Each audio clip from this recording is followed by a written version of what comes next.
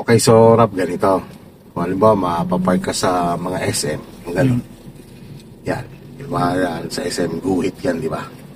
Guhit yan, tapos may mga katabi ka sa kanan at kaliwa. So, magre-reverse parking ka. Ngayon, dalawa ang pwede mong reference. It's either si side mirror, ang itatapat mo dun sa pangalawang guhit. No? Or di kaya sarili mo.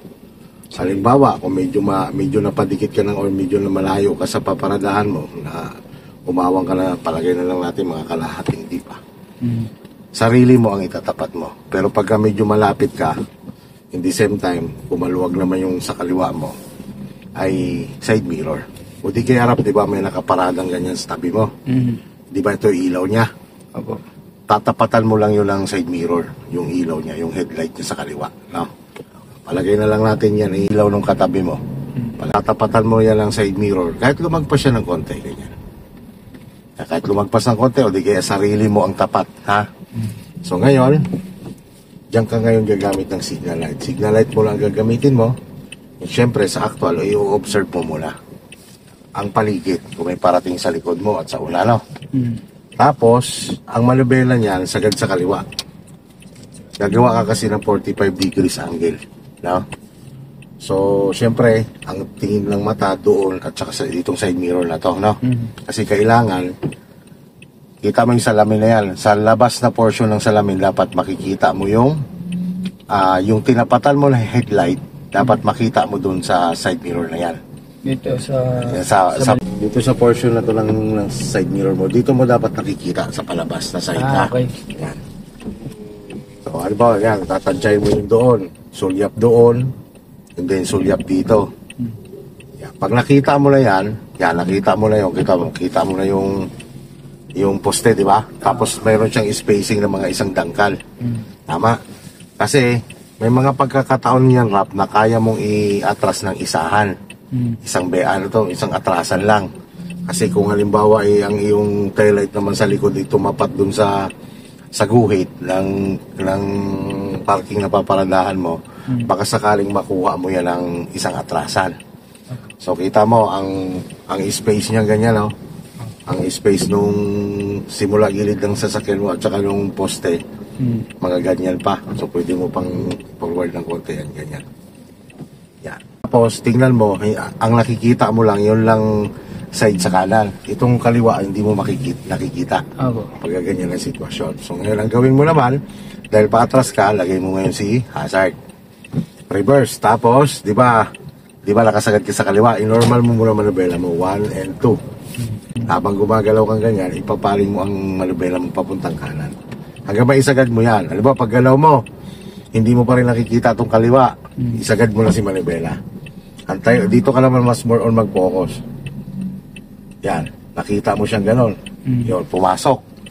Pasok din dito. Kaso ang problema niyan, pumasok siya dito, kaso dikit. No? Halimbawa, ganyan ang sitwasyon, dikit siya dito.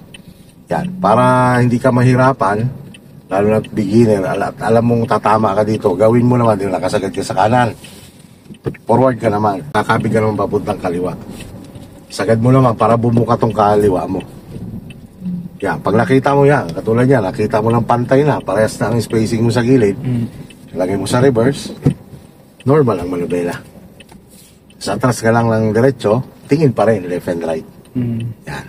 So may mga pagkakataon naman yan na isang atrasan lang makukuha mo yan. Hindi lahat ng pagkakataon na nakukuha siya ng isang atrasan. Ano? Paano ko malaman na dapat titigil na ako? Sa mga mall kasi, may mga stopper yung gulong. Di ba? Pag bumangga na yung gulong mo, yun na yun. Talagang binilagyan nila for safety purposes. Pero, kung halimbawa naman, wala namang ganon, pero may katabi ka naman, halimbawa katabi mo kotse, ay di pagtapatin mo lang ang side mirror mo at side mirror niya. Parehas na kayo ng haba nun. Ngayon naman, kung nagkataon naman ang katabi mo yung van, ang iyo namang side mirror, doon mo naman itatapat sa handle ng pinto ng van. Ha? Kasi mas mahaba ang van. Okay, ngayon, kung lalabas ka naman ng pakanan, tandaan mo ito, no? Pag lalabas ka ng pakanan, siyempre, sisignal ka, titingnan mo muna surrounding mo, and then, ilalagpas mo muna ang side mirror mo sa kanan, doon sa katabi mo, yung pinakaunahan niya. Ngayon, pag lumagpas na yan, Wag mong gagawin na kapag si side mirror pa lang ang lumagpas, tumigil ka, tapos pinihit mo si manubela ng sagad, hindi ka gumagalaw. May possibility sumabit ka sa katabi mo. No, so dapat kapag lumabas yung side mirror mo na yan dyan sa katabi mo, pakanan ka, dapat nagalaw ka, pumipihit ng manubela. Ganyan. Tapos tinitingnan mo syempre yung gilid ng iyong nililikuan. No? Kasi kahit nandun ka na tama na yung reference mo, maganda pa rin nasasanay ka na tumitingin ka sa portion o sa side kung saan ka lumiliko. Okay, so halimbawa, ganito naman. Ganyan ang sitwasyon. Medyo kakain ka ng malaki dito sa kabilang side. Siyempre, give and take lang naman yan. Kung sa actual, halimbawa may mga parating, huwag ka muna lumabas. Lalo na tingin mo naman na makakain mo yung kabilang linya or linya nila. Pantay mo muna maging clear, lumagpas sila sa kakalumabas. Ganyan sa pakanan ha. Ang pinaka-safe kasi dyan, Rap, paglabas sa ganitong parking, pinaka-safe dyan, yung ilalabas mo ang kalahati ng kotse mo, ilalagpas mo dun sa unahan ng katabi mo. Yan yung pinaka-safe kasi kahit i-dry steering mo yan, kahit isagad mo yan, at lalo-lalo na kung may spacing naman ang gilid mo, kahit isagad mo si manubela, siguradong hindi ka tatama sa kanya. So sa pakaliwa naman, dahil nga sa kaliwa naman, ang papatakal mong side ay sa kanan, di ba? So labas mo lang ang sarili mo.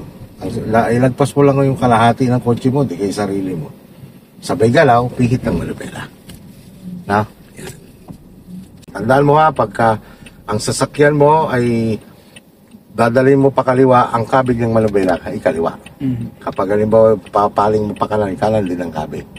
Tapos tatandaan mo naman, halimbawa, pag ganun mo, ang hindi mo nakikita ay kaliwa. Ang kabig ng manubela nun kanan para makita ang kaliwa.